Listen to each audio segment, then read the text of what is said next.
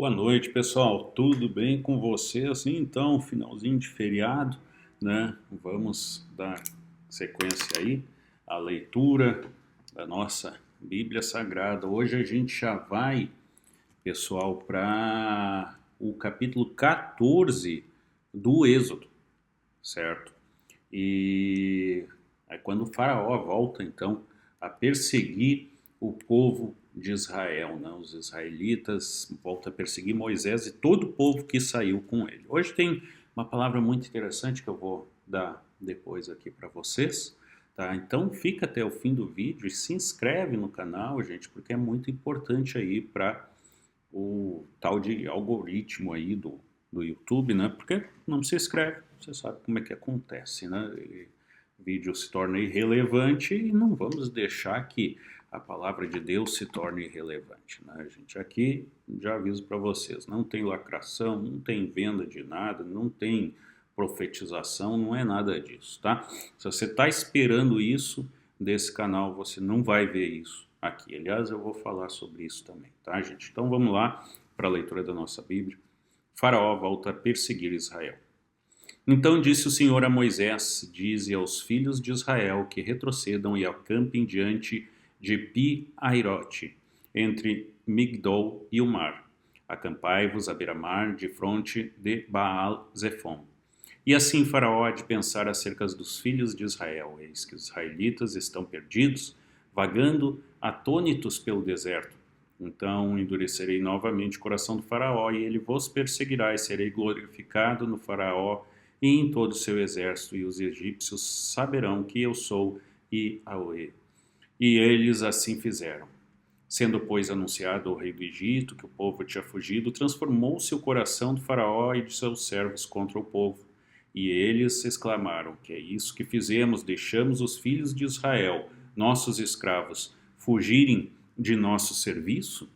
Rapidamente o Faraó mandou aprontar sua carruagem e tomou consigo seus exércitos. Levou consigo todos os carros do Egito, inclusive 600 dos melhores carros de combate, cada um com um oficial no comando. E o Senhor endureceu o coração do Faraó, rei do Egito, e esse perseguiu os israelitas que marchavam triunfalmente. Os egípcios perseguiam-nos com todos os cavalos e carros do Faraó, e os cavaleiros e o seu exército, e os alcançaram acampados junto ao mar, perto de Pi-Hairote, defronte de Baal-Zefon. Quando o Faraó se aproximou, os filhos de Israel levantaram os olhos, e eis que os egípcios vinham atrás deles. Tiveram grande medo, e então os filhos de Israel clamaram a Yahweh. E reclamaram a Moisés: Não havia talvez um número suficiente de sepulturas no Egito, e por isso nos tiraste de lá para morrermos no deserto? Por que nos trataste assim, fazendo-nos sair do Egito? Não é isso que te dizíamos no Egito? Deixa-nos para que sejamos escravos dos egípcios em paz, pois melhor nos fora servir aos egípcios do que morrermos no deserto. Então Moisés encorajou seu povo, dizendo: Não temais, permanecei firmes e vereis o que Yahweh fará hoje mesmo para vos salvar a todos, porque os egípcios que vedes nesse momento nunca mais os tornarei a ver. Yahweh combaterá por nós. Quanto a nós, acamai-vos e ficai calados. Deus abre o mar para o seu povo. Então o Senhor indagou a Moisés: Por que clamas por mim? Dize aos filhos de Israel que marchem avante.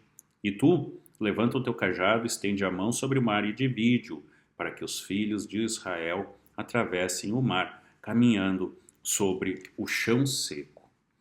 Eu, no entanto, ainda endurecerei o coração dos egípcios para que vos sigam, e serei glorificado por intermédio do Faraó e de todos os seus exércitos, em seus carros e cavalheiros. E os egípcios saberão que eu sou Yahweh quando for glorificado no Faraó, em seus carros de guerra e em seus cavalheiros. Então o anjo de Deus que ia diante do exército de Israel retirou-se e passou para trás deles. Também a coluna de nuvem retirou-se de diante deles e se pôs atrás, ficando entre o acampamento dos egípcios e o acampamento de Israel. A nuvem era tenebrosa do lado egípcio, mas iluminava a noite do lado israelita. E a noite passou sem que um pudesse aproximar-se do outro durante toda a escuridão da noite. Então Moisés estendeu a mão sobre o mar e Yahweh, por meio de um forte vento oriental que soprou toda aquela noite, fez o mar se afastar. Este tornou-se em terra seca e as águas foram divididas. Os filhos de Israel entraram pelo meio do mar, em seco, e as águas formaram como que um muro de água, à direita e à esquerda. Os egípcios que os perseguiram entraram atrás deles até o meio do mar, cujas águas formaram muralhas de águas dos dois lados do caminho seco, com todos os cavalos do faraó, seus carros de guerra e seus cavaleiros. Pouco antes da alvorada, do alto da coluna de fogo e de nuvem, Yahweh olhou para o exército dos egípcios e lançou grande confusão e temor entre todos os homens do faraó. O Senhor emperrou as rodas dos carros de guerra dos egípcios e fê-los andar com muita dificuldade em meio à coluna de água que se mantinha erguida. Então os egípcios começaram a gritar: fujamos da presença de Israel, porque Yahweh combate a favor deles contra o Egito. Então Yahweh ordenou a Moisés: estende a mão sobre o mar para que as águas se voltem contra os egípcios, sobre todos os seus carros de guerra e sobre seus exércitos e cavaleiros. Moisés estendeu a mão sobre o mar e esse, ao romper da manhã, voltou para o seu leito. Todos os egípcios, ao tentarem fugir do meio do mar, correram de encontro às águas que se fechavam sobre o caminho, e o Senhor os precipitou para dentro do mar. As águas voltaram-se e cobriram os carros e cavaleiros de todo o exército do faraó, que havia perseguido os filhos de Israel mar adentro. Nenhum egípcio que chegou no mar conseguiu sobreviver. Os israelitas, entretanto, atravessaram o mar pisando sobre terra seca, tendo uma parede de água à direita e outra à esquerda. Naquele dia, Yahweh salvou os filhos de Israel das mãos inimigas dos egípcios, e os israelitas puderam contemplar os corpos dos egípcios mortos lançados à praia pelo mar. Israel viu o maravilhoso poder do Senhor e depositou nele sua confiança, como também em Moisés, o seu servo. E aí, né, gente? Abrir o mar, né? Abrir o mar, você vê, né? O que Deus é capaz, né? Deus, na verdade, é capaz de tudo. Quem tem dúvidas de tudo é justamente o homem. Tá? Essa passagem de Israel, dos filhos de Israel pelo mar, né? O Mar Vermelho, ela é discutida aí por filósofos, por estudiosos, e se baseiam, inclusive, na ventania que teve, né? Como se um vento, que vento é esse, né, gente? Que é capaz de abrir o mar ao meio, certo? E formar duas colunas de água, né?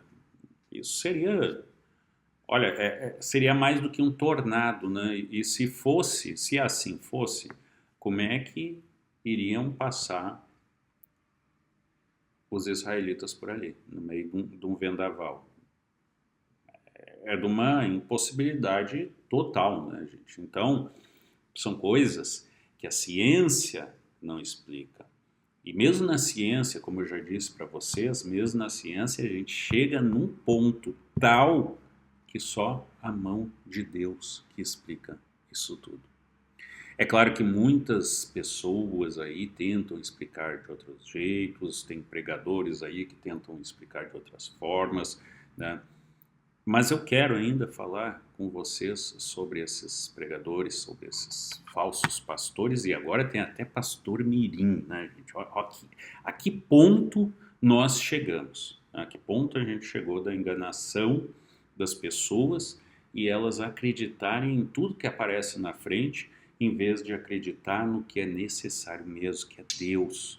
Então, desde já falei isso, repito para vocês, parem de acreditar em falsos profetas. Isso está na Bíblia, vocês vão ver isso, inclusive, no Novo Testamento, não só no Antigo Testamento, porque no Antigo Testamento, Jesus Cristo ainda não tinha vindo, Então, é claro, existiam profetas que profetizavam o quê? A vinda do Filho de Deus.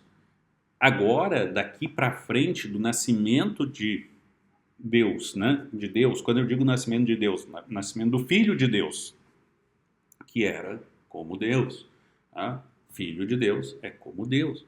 Então, a partir do nascimento de Jesus Cristo, nós não temos mais profetas. Eu insisto nisso, não temos mais profetas. Tá? Pode ter muita gente aí que, não, o fulano, Beltrano, eu sei que ele é profeta, porque ele se diz profeta, ele tem inclusive a escolinha dos profetas, o jardinzinho da infância dos profetas. Isso não existe. Isso não existe. Vamos lá, tá? Porque profetas são aqueles que anunciaram a vinda de Cristo. E ninguém vai anunciar o retorno de Cristo, por quê? Porque isso já está no Novo Testamento. Ou seja, simplificando, parem de achar que existem profetas, tá? Não existem.